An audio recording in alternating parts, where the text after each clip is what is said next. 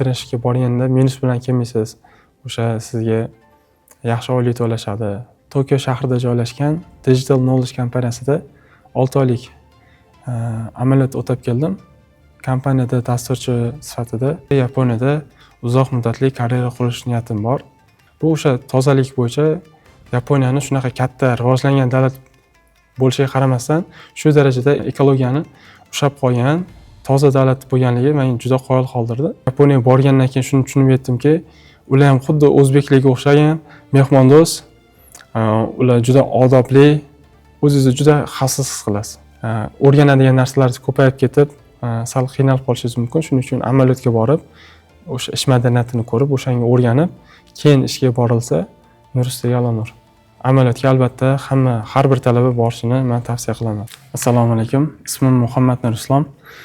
Japan Digital University'ning 4-kurs talabasiman. O'tgan hafta Yaponiyaning Tokio shahrida joylashgan Digital Knowledge kompaniyasida 6 oylik amaliyot o'tab keldim. Kompaniyada dasturchi sifatida amaliyot o'tadim. O'sha kompaniyaning asosiy mahsulotlaridan bo'lgan o'sha Knowledge Deliver saytini, o'sha yangi versiyalarini kodini yozish, uni o'sha eski versiyalarni maintenance qilish, o'shanaqa ishlar bilan shug'ullandik.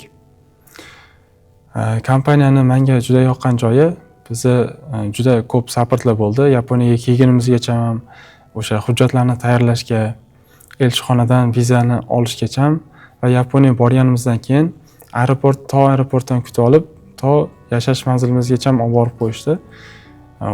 Bizga turar joyimizgacha hamma sharoitlarni to'g'rilab juda chiroyli qilib qo'yishgan ekan. Biz yashashga umuman qiyinchilik ko'rmadik. Shu borgan kunimizdan shundoq dam olib, kelasi haftadan yaxshi ishga chiqib keta oldik. Juda mehmondorchilik bilan, ochiq ko'ngillik bilan kutib olishdi. Shu tomonlari menga juda yoqdi. Bu amaliyotni o'tab keldim. Amaliyotdan asosiy maqsadim o'sha yaponlarni ishlash madaniyatini o'rganish, kompaniyada ishlash madaniyatini o'rganish. Keyin yana bitta asosiysi o'sha Yaponiyada o'zimni ish joyimni aniq qilib kelish maqsadi bo'lgan edi va o'sha hammasiga erishdim. Mana shu amaliyotdan keyin Xudo xolasa Yaponiyada uzoq muddatli karyera qurish niyatim bor. Menga juda yoqdi Yaponiyaning havosi, o'tdagi oziq-ovqatlar. Yaponiyani menga juda ko'p yoqqan jihatlari bo'ldi. Ularning orasida ularning havosi musaffoligi va chang-g'ubor yo'qligi bo'ldi. Ularda orol davlat bo'lgani uchun har hafta yomg'irlar yog'ib turardi. Keyin chang-g'ubor yo'q edi. O'sha yer asfalti ham shunaqa tozaki, paypoq bilan yursa ham oyoq kir bo'lmaydigan darajada toza edi. Menga o'sha tomonlar juda yoqdi. Keyin ular chiqindilarni ham bo'lib o'sha tashlashadi. O'zini tashlaydigan joylari bor. Misol uchun yonadigan chiqindilar alohida, oziq-ovqat chiqindilari alohida. Bu o'sha chiqindilarni qayta ishlashga ham ancha yordam bo'ladi. Shuning uchun ko'chada chiqindilarni ko'rmaysiz. Hamma yoq top-toza bo'ladi. Bu o'sha tozalik bo'yicha Yaponiyani shunaqa katta rivojlangan davlat bo'lishiga qaramasdan shu darajada ekologiyani ushlab qolgan toza davlat bo'lganligi meni juda qoyil qoldirdi.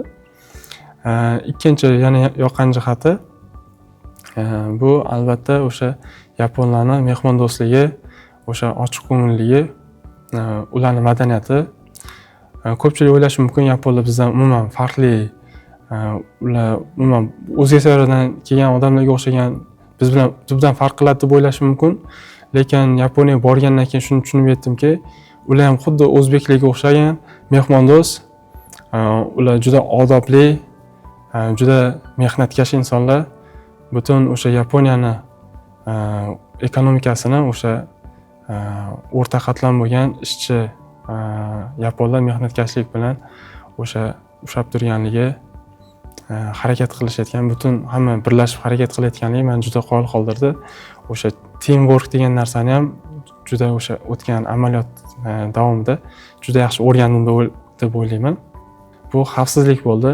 Misol uchun istalgan joyga, uzoq joyga borsak ham, misol uchun bilmagan joyimizga, adashib qolgan joyimizga borsak ham, qanaqadir uzoq joylarga chiqqan taqdirimizda ham hech qanaqa sizda xavotir bo'lmaydi. Misol uchun o'zingizni xavfsiz his qilasiz.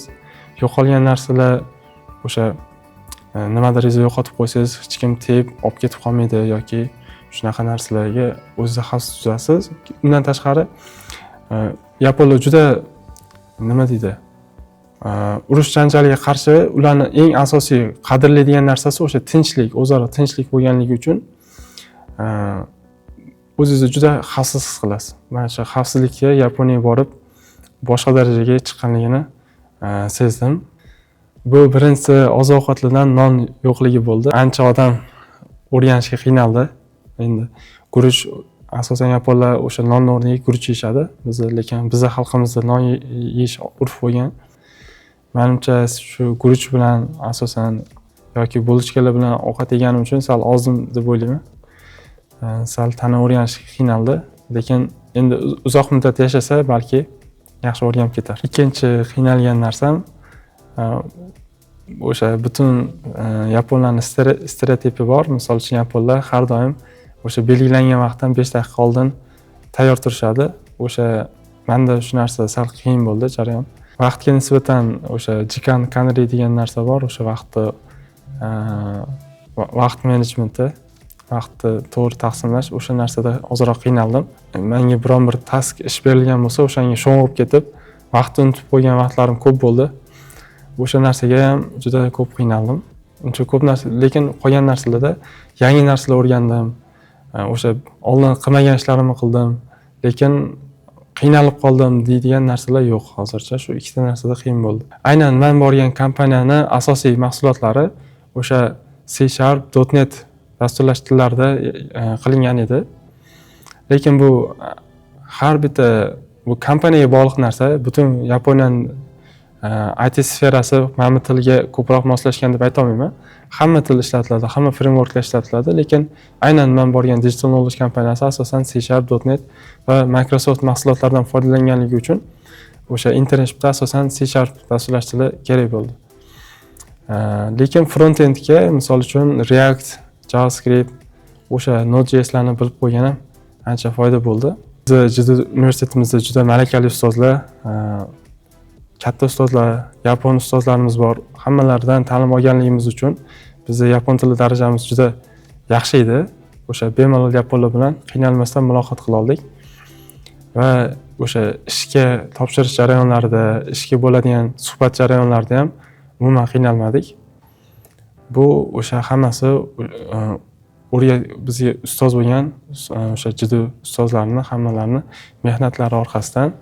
Amaliyotda biz o'zi internship, ya'ni stajyor, tajribasiz, lekin o'sha tajriba olish uchun kompaniyaga ishga borgan bo'lsak ham, bizga kompaniyalarni o'sha kompaniya ishchilari bilan bir xil oylik, ya'ni kompaniyada o'sha ishlab kelayotgan haqiqiy uzoq muddatli shartnoma tuzgan ishchilar bilan bir xil oylik berishdi. Shuning uchun biz pul xarajatlaridan yashashda ham qiynalmadik. O'zimizni yo'l xarajatlarimizni ham qoploldik va men o'zimga yangi kompyuter oldim va uyga ham ozroq 1-2 so'm ko'tarib kela oldim. Shuning uchun umuman qiynalmadik. Moliya taraflama plus o'sha musbat bilan keldik. Ya'ni yaponlar bilan ishlash juda qiyin bo'lmadi umuman. Biz o'zi yaponlarning ish madaniyatidan o'rganadigan jihatlarimiz juda ko'p. Ularda time management, o'sha ishlarni bo'lib berish, o'z vaqtida o'sha deadlinelarga amal qilish, o'sha berilgan oxirgi muddatga amal qilib ishlarni bajarish va maslahatlashish o'sha tomonlar bo'yicha jahon standartlarida ham yaponlar juda ustun turadi. Hamma buni tan oladi va biz o'sha yaponlar bilan birga ishlab o'sha narsalarni ozgina bo'lsa ham o'rgana olganimizdan juda xursandmiz. Albatta men har bitta judo talabasi Yaponiyaga borib 2 oy, 3 oy, 5 oy, 6 oy, 1 yil istalgan o'sha muddat bo'yicha amaliyot o'tab kelishlarini xohlagan bo'lardim. Buni juda yaxshi tomonlari juda ko'p. Misol kelib sanab o'tadigan bo'lsam, birinchidan yapon tili kommunikatsiya skilllaringiz oshadi. Bu misol uchun O'zbekistonda turib yapon tilini o'rganishi o'ziga yarasha chegarasi bor. Lekin Yaponiyaga borganingizdan keyin o'sha native speakerlar bilan, yaponlarning o'zi bilan gaplashib, har kuni yaponchada gaplashganingizdan keyin va albatta yapon tilini yana mukammalroq va erkinroq so'zlasha oladigan darajaga chiqishga yordam beradi. Yana bitta amaliyotga borish yaxshi taraflaridan bittasi, siz o'sha yerda ish madaniyatiga ko'nikasiz. Hali tajribasiz bo'lganingiz uchun ko'p narsalarni qiynalib qolishingiz mumkin. Misol uchun sizga bu narsalar, ko'p narsalar yangi bo'lib tuyulishi mumkin. O'sha har kuni o'zingiz qiladigan ishingiz bor, keyin o'sha ishni qilinish uslubi bor. O'sha narsalarni o'rganadigan narsalar ko'payib ketib, sal qiynalib qolishingiz mumkin. Shuning uchun amaliyotga borib, o'sha ish madaniyatini ko'rib, o'shanga o'rganib, keyin ishga borilsa, nur ustiga nur. Bundan tashqari, misol uchun, hech qachon internshipga borganda minus bilan kelmaysiz. O'sha sizga yaxshi oylik to'lashadi. Keyin Yaponiyani ko'rib kelish, o'sha chet davlatga chiqib, o'sha davlatda yashab, u yerda ishlab kelishi o'zi ham dunyoqarashi sal ochib, yana kattaroq maqsadlar qo'yishingizga yordam beradi deb o'ylayman. Shuning uchun amaliyotga albatta har bir talaba borishini men tavsiya qilaman. Japan Digital University. O'zbekistonda o'qib, Yaponiyada ishga joylashing.